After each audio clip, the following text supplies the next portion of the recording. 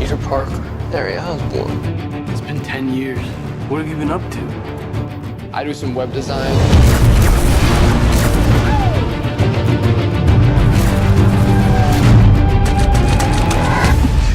Nice arm. It's just the wrist, just on the wrist, buddy.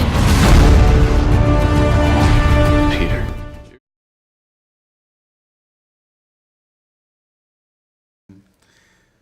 Yeah, I think there's a part of Spider-Man that's built into his DNA, like the spider, but there's something childlike about him. There's something kind of punk rock and irreverent and playful about him that I think kids especially really appreciate and enjoy.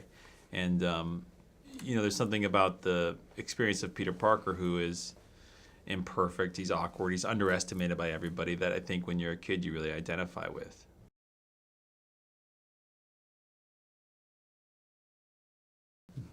I think we wanted to solve the mysteries that we set out for ourselves in the first movie, and there's a lot of tension in the relationships with the different characters, and particularly with Aunt May, who's withholding something from Peter Parker in the movie. And he feels that, he senses that from the very beginning, like he wants to know those answers in the same way that the audience wants to know those answers. And in order for him to become whole, he has to endure some significant pain and suffering through the movie in order to reclaim his identity.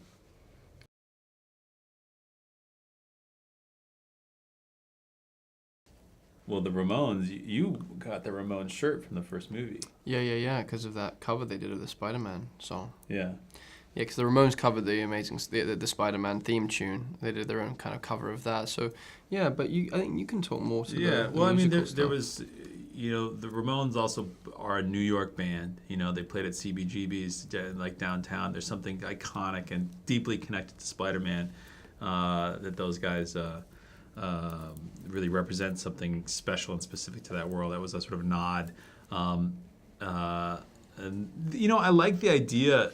It goes beyond just the music, and it's about this kid Peter Parker being real and feeling tactile. And I wanted the foundation of the movie to feel like when you walk out of the theater, you can recognize things. You can recognize elements of culture, songs, whatever, so that the world that you build up from that, which is this really mystical, crazy, bizarre, wonderfully surreal, magical, massive, huge, crazy place, has something that feels grounded at the heart of it. You know what I mean? And that's something that feels kind of real and identifiable. That's where those musical choices come from ultimately.